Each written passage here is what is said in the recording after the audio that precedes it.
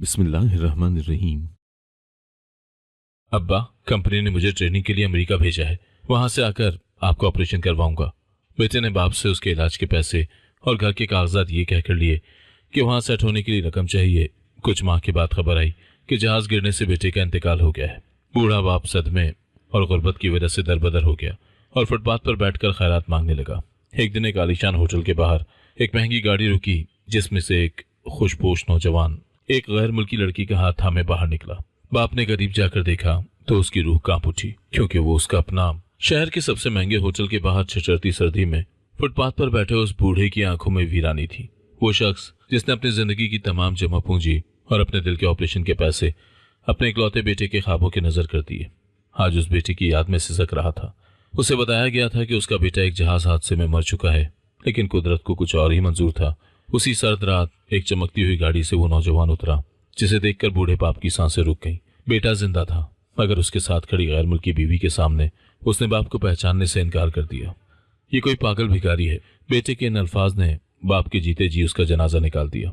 क्या एक बाप अपनी ममता का लहू होते देखकर खामोश रहेगा? क्या दौलत के नशे में अंधा बेटा कभी अपने जमीर की आवाज सुन पाएगा? देखिए एक दिल दहला देने वाली दास्तान, जहां खून सफेद हो गया और रिश्ते नोटों की चमक तले दब गए।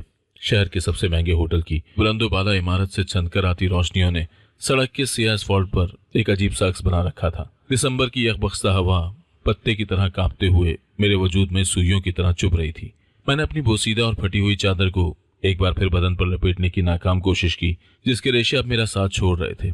फुटपाथ के उस कोने पर बैठना मेरी मजबूरी नहीं, मेरी तकदीर बन चुका था। सामने से गुजरती चमकती गाड़ियों में बैठे लोग शायद मुझे देख रहे थे, या शायद मैं उनके लिए महज एक बेजान पत्थर था जो फुटपाथ की जीनत बना हुआ था। भूख की आग पेट में लगी थी और यादों की आग सीने में। मेरा नाम हमीद है। आज लोग मुझे एक लावारिस भिखारी के नाम से पुकारते हैं, मगर मेरा माजी इतना तारीक और बेवकत नहीं था। मैं अक्सर अपनी आंखें मूंद कर उस छोटे से मगर रोशन घर में पहुंच जाता हूं, जहां से मेरी जिंदगी का सफर शुरू हुआ था। मैं एक मुतवस्सत तबके का मेहनती और बावकार इंसान था, जिसने एक छोटी सी सरकारी नौकरी को अपनी ईमानदारी से सींचा। मेरी कायनात मेरा घर था और उस घर का मरकज मेरा बेटा अदील। जब अदील की माँ उसे छोटा सा छोड़कर इस दुनिया से रुखसत हुई, तो मैंने अपने दिल के दरवाजों पर ताले लगा दिए। बहुत से लोगों ने मशवरा दिया कि हमीद दूसरी शादी कर लो, अभी उम्र बड़ी है, बच्चे को माँ की जरूरत है। मगर मैं डर गया था। मैं नहीं चाहता था कि अदील की मासूमियत किसी सौतेली माँ के सर्द रवैये की नजर हो जाए। मैंने फैसला किया कि मैं ही उसकी माँ बनूंगा और मैं ही उसका बाप। वक्त गुजरने का एहसास तब होता है जब आपकी अपनी कद काठ कम होने लगे और आपकी औलाद आपके कंधों के बराबर आ जाए। मैंने अपनी जवानी के बेहतरीन साल आदिल की एक एक ज़रूरत को पूरा करने में सर्फ कर दिए। मेरी तनख्वाह महदूद थी, मगर बेटे के ख्वाब लामहदूद। मुझे याद है मैंने कई कई साल अपनी कमीज़ नहीं बदली थी।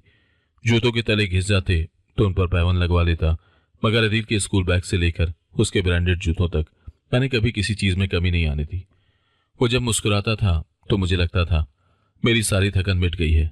जैसे जैसे अदील जवान होता गया, उसके अंदर एक अजीब सी बेचैनी परवान चढ़ने लगी। वो उस छोटे से घर और मेरी महदूद आमदनी से उकता चुका था।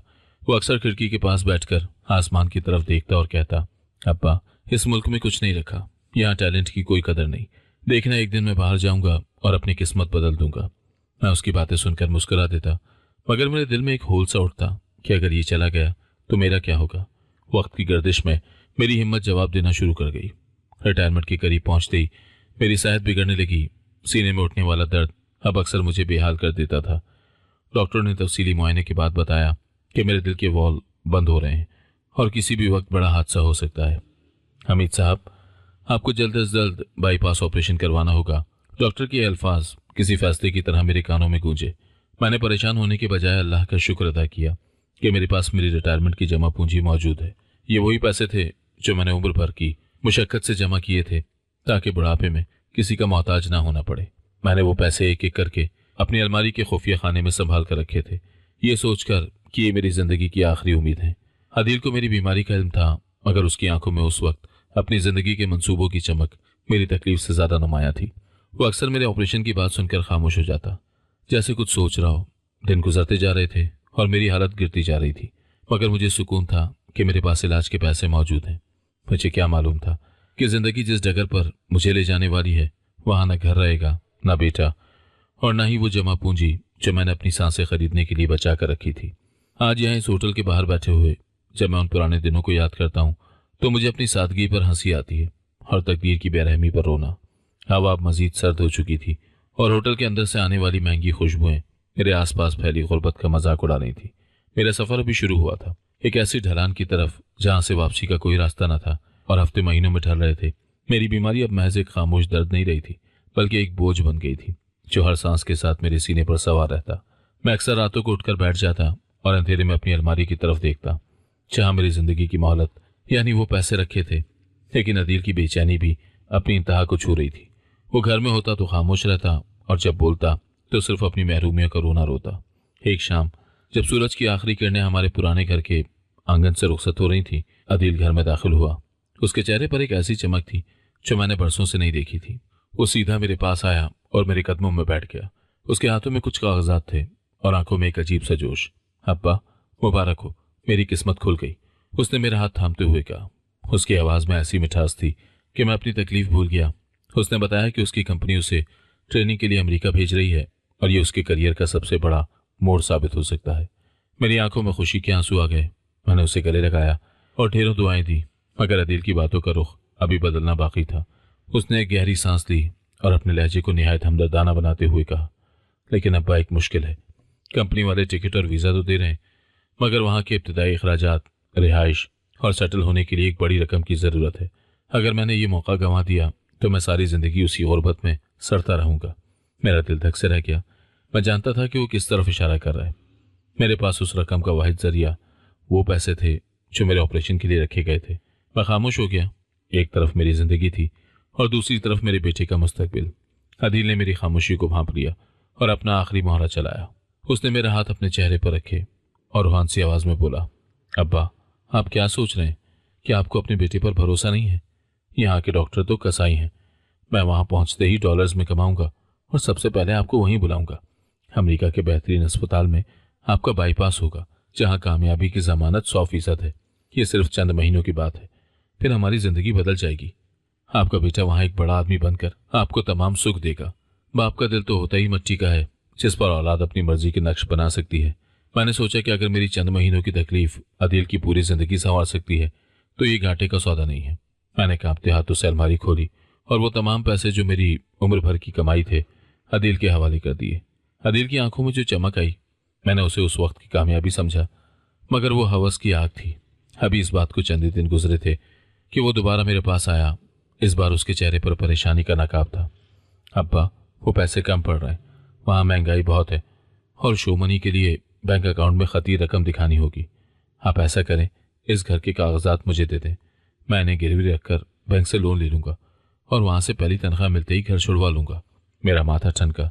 ये घर मेरी आखिरी पनाहगाह थी।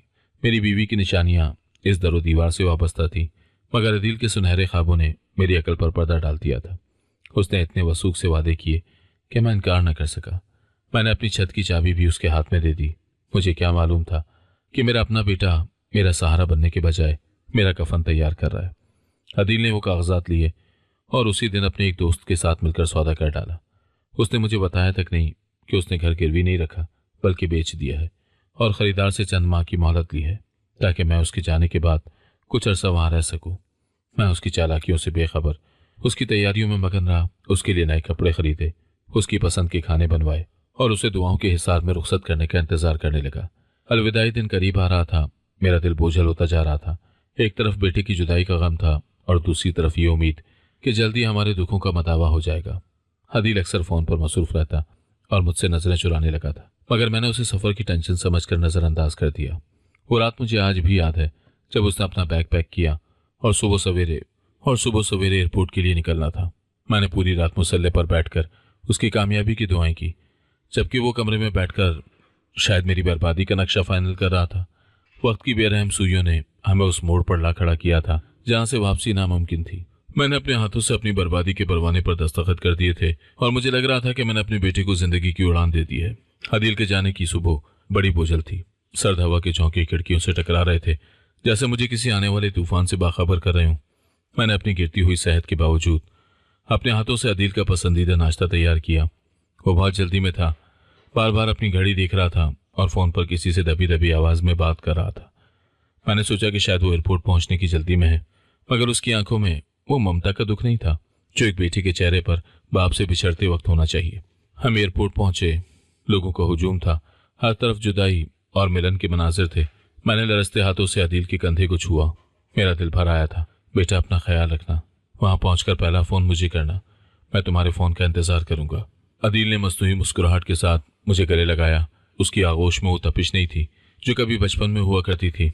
उसने बड़े पुरअतमाद लहजे में कहा, अब्बा, आप बस अपना ख्याल रखें और वक्त पर दवाई ले लें। जैसे ही मैं वहां सेटल हुआ आपका वीज़ा भेज दूंगा। ये घर, ये परेशानियां सब खत्म हो जाएंगी। जब वो इमिग्रेशन की तरफ बढ़ा तो मैंने उसे मुड़कर देखते हुए पाया। वो आखिरी निगाह जो उसने मुझ पर डाली, मुझे लगा जैसे वो मुझे नहीं बल्कि अपनी पिछली जिंदगी के आखिरी बोझ को अलविदा कह रहा है। मैं तब तक वहां खड़ा रहा जब तक वो मेरी नजरों से ओझल नहीं हो गया। घर वापसी का सफर बड़ा तवील और कठिन था। वो घर जो कभी अदील के कहकाहों से गूंजता था अब एक कब्रिस्तान की तरह खामोश लग रहा था। घर पहुंचकर मैंने मुसल्ला बिछाया और शुक्राने के नफिल अदा किए कि मेरा बेटा अपने ख्वाबों की तकमील के लिए उड़ान भर चुका है। मैंने सोचा कि अब चंद माह की बात है, फिर बीमारी का इलाज भी हो जाएगा और अदील की जिंदगी भी संवर जाएगी। 2 दिन गुजर गए। मैं फोन सीने से लगाए बैठा रहता। हर घंटी पर मेरा दिल जोर से धड़कता कि शायद अदील का फोन होगा, मगर फोन खामोश रहा।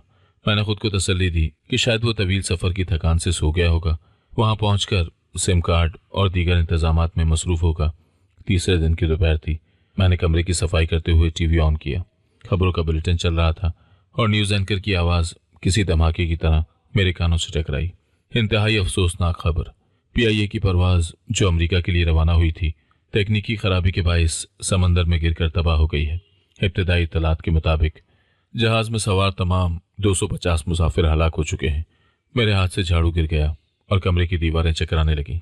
मैंने कांपते हाथों से टीवी का वॉल्यूम तेज किया। स्क्रीन पर हादसे के मनाजिर और तबाशुदा मलबे की तस्वीर दिखाई जा रही थी। मेरा दिमाग सुन हो गया। नहीं, मेरा दिल इसमें नहीं हो सकता। अल्लाह ऐसा नहीं करेगा। मैं दीवानावार एयरपोर्ट की तरफ भागा।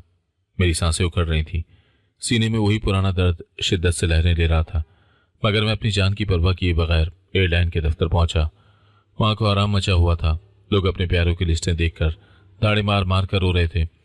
मैंने लरसते हुए एक एहलकार से पूछा, बेटा, अदील हमीद का नाम देखो। उसने लिस्ट पर नजर दौड़ाई और फिर हमदर्दी से मेरी तरफ देखा।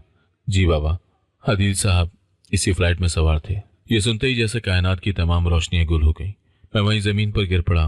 मुझे ऐसा लगा जैसे मेरा दिल वाकई बंद हो गया है। वो जमा पूंजी जो मैंने इस दिल को बचाने के लिए रखी थी, वो अब अदील के साथ ही समंदर की लहरों में दफन हो चुकी थी। मैं रोया नहीं क्योंकि मेरे आंसू खुश्क हो चुके थे। सदमे की इस लहर ने मेरी याददाश्त और हवास पर एक धुंध फैला दी थी। कुछ दिन मैंने किस तरह गुजारे मुझे कुछ याद नहीं। मैं सारा दिन अदील की तस्वीर सामने रखकर बैठा रहता और उससे बातें करता। मोहल्ले के लोग आते, तसल्ली देते और चले जाते, मगर सदमे का ये पहाड़ अभी टूटा ही था कि एक सुबह दरवाजे पर दस्तक हुई। मैंने सोचा शायद अदील का कोई सामान आया होगा, मगर बाहर कुछ अजनबी लोग खड़े थे जिनके हाथों में कानूनी कागजात थे। जी, आप कौन हैं? मैंने नकाहत से पूछा। उनमें से एक शख्स आगे बढ़कर सर्द लहजे में बोला, हमीद साहब, हम इस घर के नए मालिक हैं। अदील साहब ने ये घर हमें 1.5 करोड़ रुपए में बेच दिया था और कब्जा देने के लिए 1 माह की मोहलत मांगी थी। वो मोहलत कल खत्म हो गई है, लिहाजा आज आप ये घर खाली कर दें। मेरे पैरों तले से जमीन निकल गई। बेच दिया? अदील ने तो कहा था कि उसने घर गिरवी रखा है, मैंने चीख कर कहा, मगर उन लोगों के पास सबूत मौजूद थे। अदील ने जीते जी मेरा सौदा कर दिया था। उसने मुझे इस छत से भी महरूम कर दिया था जो मेरी बीवी की आखिरी निशानी थी। मैंने उनके सामने हाथ जोड़े, रोया कि मेरा जवान बेटा मर गया है, मुझे कुछ वक्त देते, मगर उनके लिए मैं महज एक रुकावट था। उन्होंने मेरा थोड़ा बहुत सामान, मेरी पुरानी किताबें और अदील के बचपन के खिलौने फुटपाथ पर फेंक दिए और मुझे धक्के देकर बाहर निकाल दिया। मैं सड़क के किनारे खड़ा अपने उस घर को देख रहा था जहां मेरी जिंदगी की तमाम खुशियां दफन थी। मेरे पास ना पैसे थे, ना बेटा और ना ही सर छुपाने को छत। वक्त ने मुझे एक ही झटके में एक बावकार शहरी से सड़क का भिखारी बना दिया था। आसमान पर काले बादल छा रहे थे और मेरी जिंदगी में अंधेरा मुकम्मल हो चुका था। मुझे क्या मालूम था कि ये तो महज शुरुआत है, अभी तकदीर का सबसे बड़ा तमाशा देखना बाकी था। उसी शाम जब सूरज डूब हो रहा था तो मुझे लगा जैसे मेरी जिंदगी का सूरज भी हमेशा के लिए गुरूब हो गया है। मेरा सामान सड़क पर बिखरा पड़ा था। अदील की वो तस्वीर जो मैंने फ्रेम करवा कर रखी थी, उसका शीशा टूट चुका था। मैंने कांपते हाथों से वो तस्वीर उठाई और उसे अपनी फटी हुई चादर में छुपा लिया। मोहल्ले के वो लोग जो कभी मुझसे मशवरा लेने आते थे, आज अपनी खिड़कियों से पर्दे गिराकर मुझे तमाशा बनते देख रहे थे। किसी ने आगे बढ़कर मेरा हाथ थामने की जरूरत नहीं की। शायद गुर्बत और बदहाली एक ऐसी बीमारी है जिससे लोग दूर भागना ही बेहतर समझते हैं। रात की तारीकी फैलते ही सर्दी ने अपना जोर दिखाना शुरू कर दिया। मैंने एक चादर के सहारे वो रात अपने ही घर के सामने वाले फुटपाथ पर गुजारी। वो रात कितनी तवील थी, इसका अंदाजा सिर्फ उसे हो सकता है जिसने अर्श से फर्श तक का सफर एक ही दिन में तय किया हो। मेरे सीने का दर्द अब मुस्तकिल हो चुका था, जैसे दिल के अंदर कोई आरी चल रही हो। मैंने बार बार सोचा कि अदील ने मेरे साथ ऐसा क्यों किया। वो तो मेरा खून था, मेरी कायनात था। क्या उसे जरा भी एहसास नहीं हुआ कि उसके जाने के बाद उसका बूढ़ा बाप कहाँ जाएगा? मगर फिर ख्याल आता कि वो तो अब इस दुनिया में ही नहीं रहा। उसकी गलतियों का हिसाब मांगने वाला अब कौन है? कुछ दिन तो मोहल्ले के एक दो हमदर्दों ने मुझे खाना दे दिया, लेकिन वक्त गुजरने के साथ साथ उनके माथे पर भी बल आने लगे। एक हफ्ता गुजरा तो मोहल्ले के दुकानदार ने मुझसे कहा, हमीद साहब, अब आप यहाँ से कहीं और चले जाएं। यहाँ आपको देखकर ग्राहक कतराते हैं। ये अल्फाज मेरे लिए किसी खंजर से कम नहीं थे। जिस मोहल्ले में मैंने अपनी इज्जत बनाई थी, वहां अब मैं एक नापसंदीदा बोझ बन चुका था। मैंने अपना मुख्तसर सा सामान वहीं छोड़ा और सिर्फ अदील की तस्वीर और अपनी चादर लेकर शहर की तरफ निकल पड़ा। मैं सड़कों पर चलता रहा, यहाँ तक कि मेरे पांव सूज गए, जूतों के तले बिल्कुल खत्म हो गए।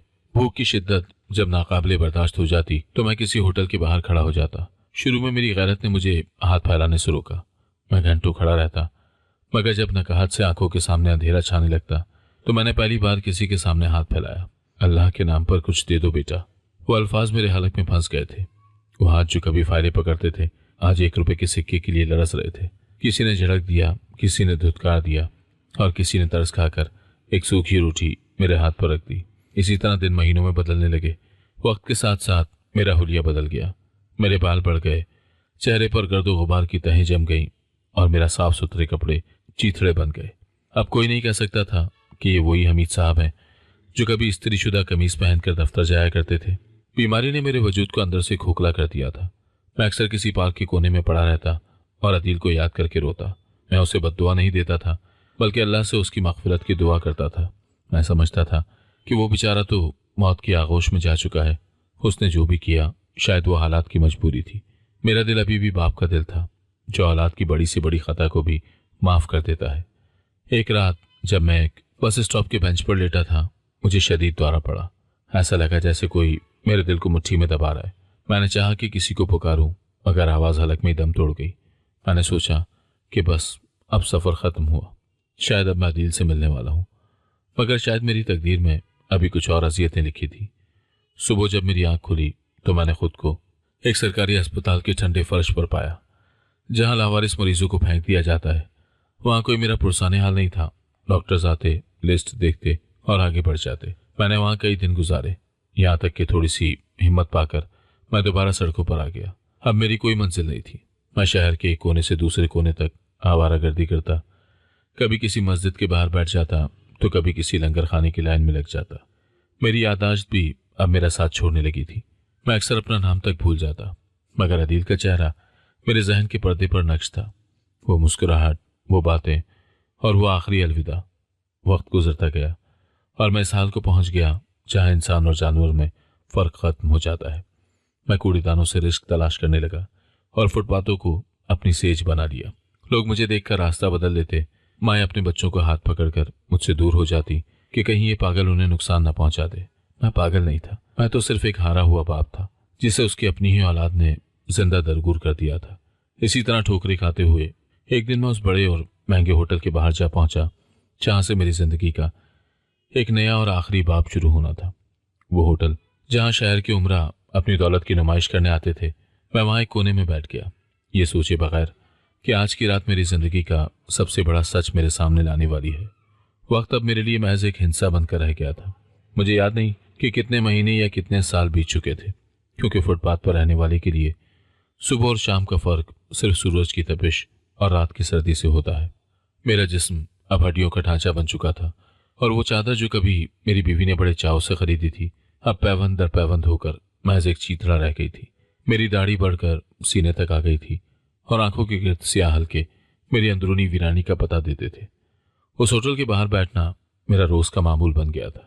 यहाँ आने वाले लोग महंगी गाड़ियों से उतरते, कीमती खुशबुओं में बसे होते और आपस में कह लगाते हुए अंदर चले जाते। मैं उनकी तरफ देखता तो मुझे अपना माजी याद आता। कभी मैं भी साफ सुथरे कपड़े पहनकर अदील का हाथ थामे छोटे छोटे होटलों में जाया करता था, मगर अब मेरा हाथ सिर्फ सवाल के लिए उठता था। कभी कोई तर्स खाकर बचा हुआ खाना मेरे सामने रख देता तो कभी कोई मुझे वहां से हटाने के लिए पुलिस या सिक्योरिटी गार्ड को बुला लेता।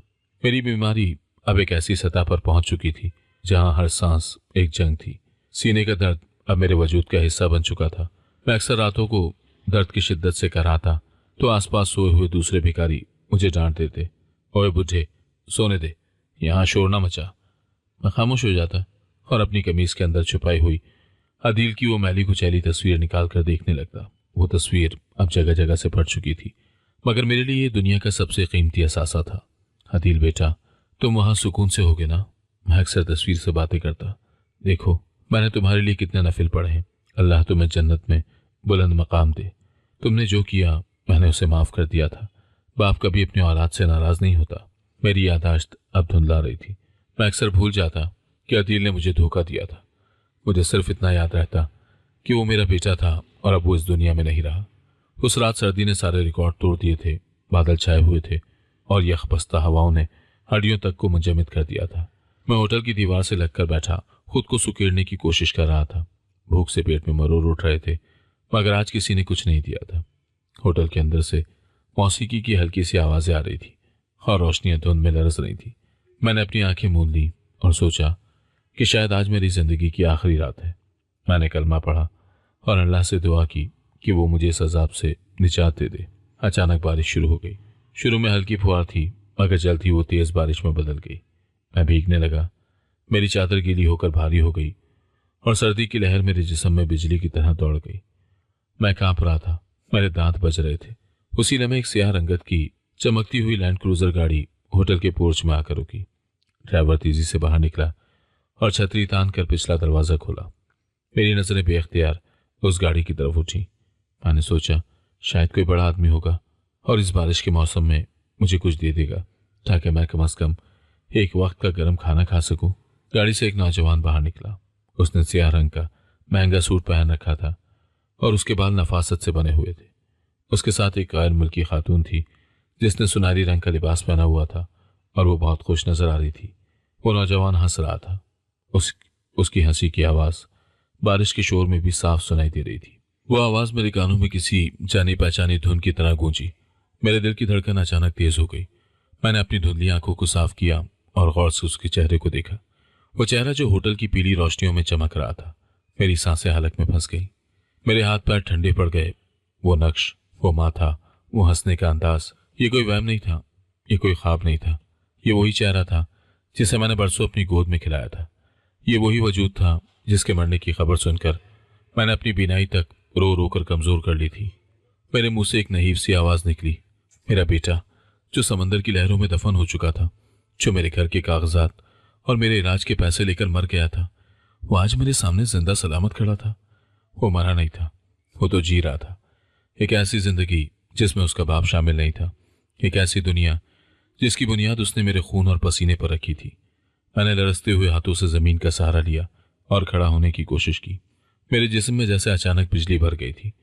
मैं उसकी तरफ बढ़ने लगा। मुझे नहीं मालूम था कि आगे क्या होने वाला है।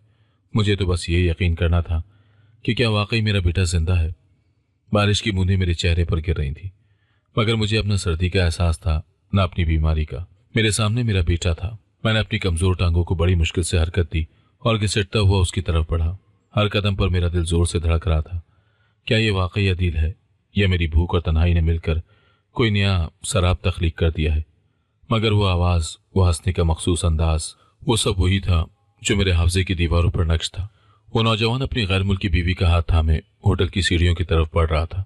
मैंने हिम्मत जमा की और एक लरसती हुई पुकार उसकी तरफ फेंकी, अदील, अदील बेटा। मेरी आवाज बारिश के शोर में दब सी गई थी, मगर शायद उसमें एक बाप की तड़प इतनी थी कि वो उसके कानों तक पहुंच गई। अदील के कदम एकदम रुक गए। उसने आहिस्ता से अपनी गर्दन मोड़ी और पीछे मुड़कर देखा। उसकी नजरें मुझ जैसे एक मैले कुचैले बिखरे बालों वाले भिखारी पर पड़ी जो दीवार का सहारा लिए उसे पुकार रहा था। एक लम्हे के लिए उसके चेहरे का रंग उड़ा, उसकी आंखें फैल गईं और पहचान की एक लहर उसके चेहरे पर थरथरा कर गुजर गई। उसने मुझे पहचान लिया था। हाँ, वो मेरा बेटा था।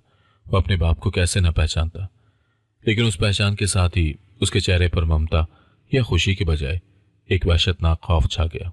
उसने तेजी से इधर उधर देखा, जैसे वो डर रहा हो कि कहीं कोई और भी उसे इस हाल में ना देख ले। उसकी बीवी ने हैरत से उसका हाथ दबाया और अंग्रेजी में पूछा, क्या हुआ आदिल, तुम रुक क्यों गए? कौन है ये शख्स? मैं अब उसके बिल्कुल करीब पहुंच चुका था। मेरी आंखों से आंसू बहकर मेरी दाढ़ी में जज्ब हो रहे थे। बेटा, तुम जिंदा हो? आदिल, मैंने सुना था कि तुम्हारा जहाज गिर गया है। देखो बेटा, मैं तुम्हारे गम में कहां से कहां पहुंच गया। अल्लाह का शुक्र है कि तुम ठीक हो। मैंने अपना कपकपाता हुआ हाथ उसके महंगे सूट की आस्तीन की तरफ बढ़ाया ताकि उसे छूकर यकीन कर सकूं कि यह ख्वाब नहीं है।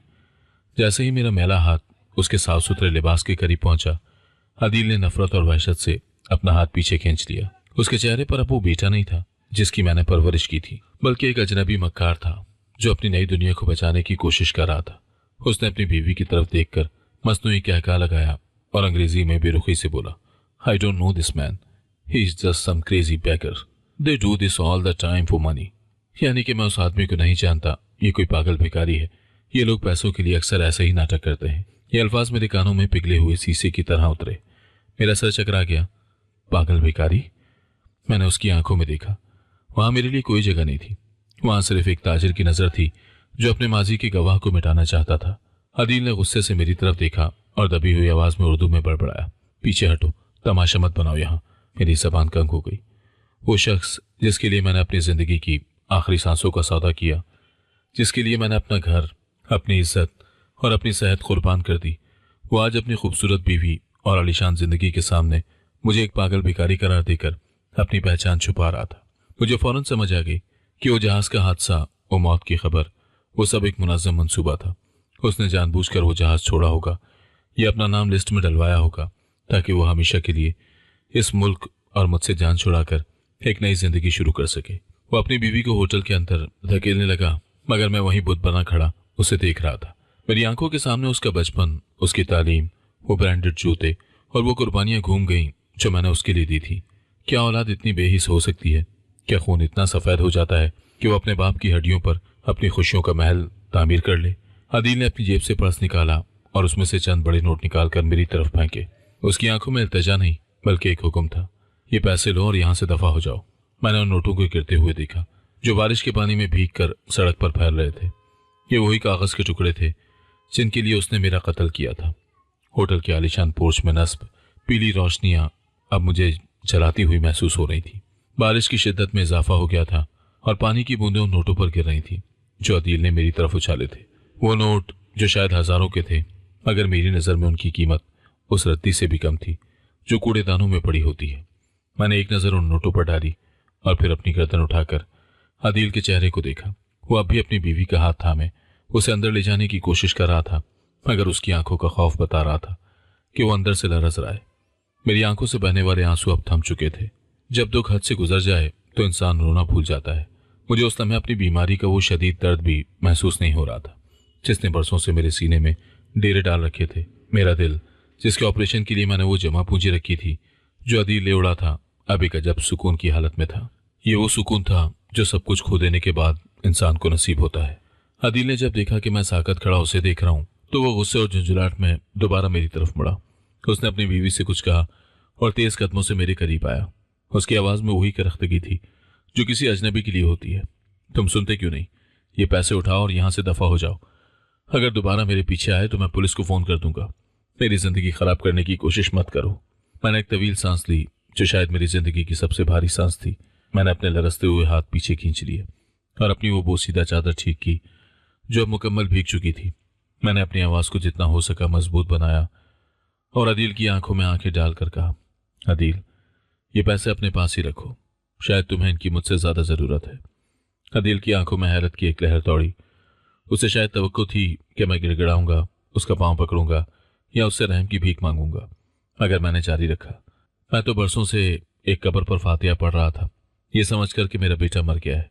मुझे उसका गम था, मगर इस बात का सुकून था कि मेरा बेटा एक बावकार मौत मरा है, लेकिन आज पता चला कि मेरा बेटा मरा नहीं था, वो तो जिंदा था।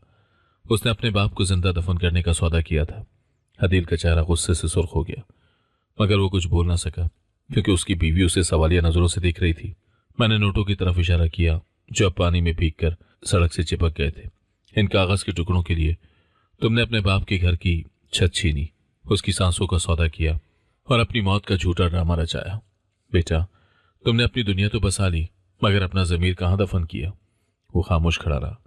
उसकी वो चमकती हुई आंखें जो कभी बचपन में मेरी तरफ देखकर मुस्कुराती थी, अब मुझसे नजरें चुराने लगी थी।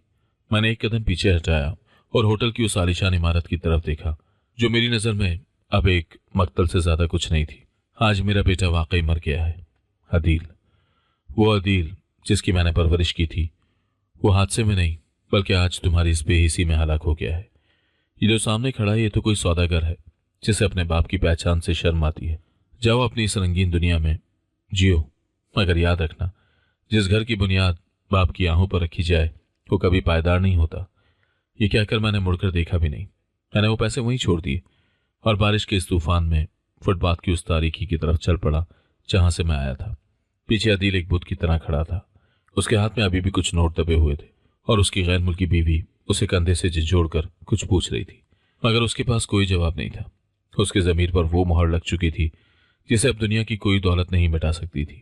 मैं चलता रहा यहां तक कि वो होटल की रोशनी धुंधला गई और मैं सड़क के उस वीरान हिस्से में पहुंच गया जहां सिर्फ खामोशी और बारिश का शोर था।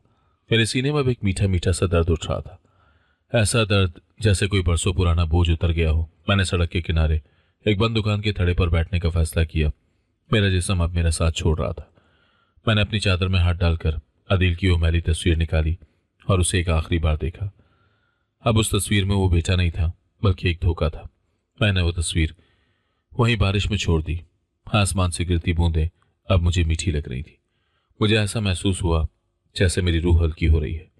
मैंने आंखें मूंद ली और अपनी जिंदगी के उन तमाम लम्हों को एक फिल्म की तरह अपने सामने से गुजरते देखा। वो दिन जब अदील पहली बार चला था, वो दिन जब उसने पहला मेडल जीता था, और वो दिन जब मैंने उसे एयरपोर्ट पर अलविदा किया था। सुबह जब सूरज की पहली किरणें उस शहर पर पड़ी तो होटल के करीब वाले दुकान के थड़े पर एक बूढ़ा शख्स बेहिस्सो हरकत पड़ा था। उसके चेहरे पर एक अजीब सा सुकून था, जैसे उसने अपनी जिंदगी की सबसे बड़ी जंग जीत ली हो। उसके पास न कोई सामान था और न कोई पहचान। लोगों ने उसे एक आम भिखारी समझकर बल्दिया की गाड़ी में डलवा दिया, मगर कोई नहीं जानता था कि ये वो बाप था जिसने अपना सब कुछ लुटाकर भी अपनी खुददारी का सौदा नहीं किया था। अदील की वो आलीशान गाड़ी जब वहां से गुजरी तो उसने शायद एक लम्हे के लिए उस जगह की तरफ देखा जहां वो बूढ़ा कल बैठा था, मगर वहां अब सिर्फ खालीपन था और बारिश के धोए हुए नोट सड़क पर बिखरे पड़े थे। हमीद साहब रुखसत हो चुके थे और अदील एक ऐसी जिंदगी की कैद में आ चुका था जहां पछतावे के सिवा कुछ नहीं था। हमीद का सफर खत्म हुआ, मगर उसकी दास्तान उन तमाम लोगों के लिए एक सवालिया निशान छोड़ गई जो रिश्तों को दौलत के तराजू में तोलते हैं। जमीर की मौत जिस्म की मौत से ज्यादा भयानक होती है, और हमीद ने मरकर भी साबित कर दिया कि बाप की मोहब्बत लाफानी है, मगर उसकी गैरत उससे भी बड़ी हकीकत है। अगर आपको आज की कहानी पसंद आई है तो वीडियो को जरूर लाइक कीजिएगा और अपने दोस्तों के साथ भी शेयर कीजिएगा। और हां, अगर आपने अभी तक हमारा चैनल सब्सक्राइब नहीं किया तो जरूर सब्सक्राइब करें। मिलते हैं कल एक नई और दिलचस्प कहानी के साथ। अल्लाह हाफिज।